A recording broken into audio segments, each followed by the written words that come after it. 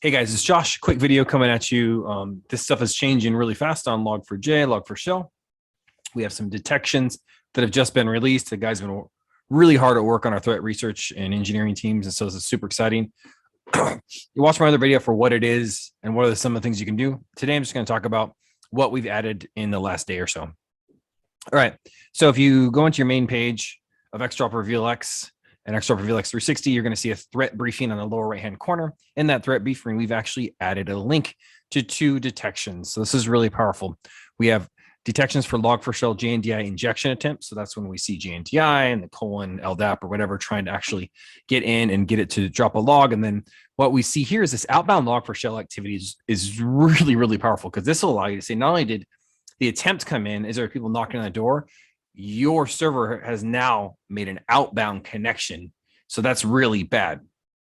So 2 really powerful detections that apply to millions and millions of transactions looking for this behavior, so that you can really ensure it's out of your enterprise if you have been exposed to this, or you can validate that you haven't. So let's look a little deeper at these detections.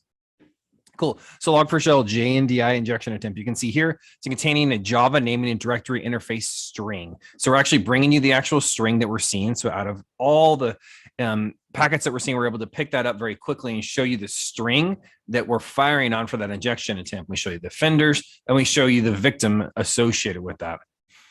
We also have the records for each of these. So you can search for this. So you're actually able to see the origin, the query, the user agent, all the details, and you can pull the packets for that. So you can really understand how this attack is happening. You can take the base64, as you can see here, and you could run that through an encoder decoder and see what the actual commands are. I'm seeing all kinds of chain mod and Linux commands to try to be able to run commands to be able to get that shell to call outbound.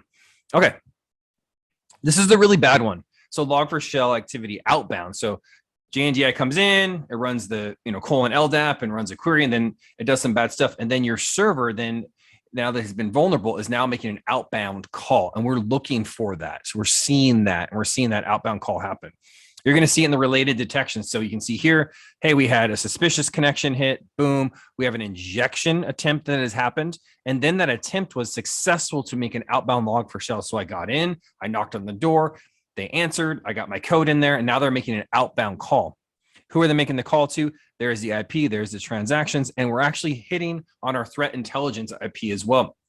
So we have a threat intelligence feed that's actually looking for known IPs that have been reported as Log4Shell activity that's constantly being updated. We just apply that to the millions and millions of IPs we see in your environment, and it gets a hit. In this case, it's a Log4Shell hit, as well as the JNDI attempt and the Log4Shell outbound activity, and it's getting a threat hit, right? So what you can do to remediate this, make sure you're blocking this immediately on the firewall, integrate this with your end user agents like CrowdStrike or Microsoft Defender, and get this stuff blocked. And if in this case, is this your environment, you have actually an outbound Log4Shell, you're probably going to build from scratch on that server, because if it's reached this point, it's hard to trust that device anymore, because it's actually been touched by the bad guys.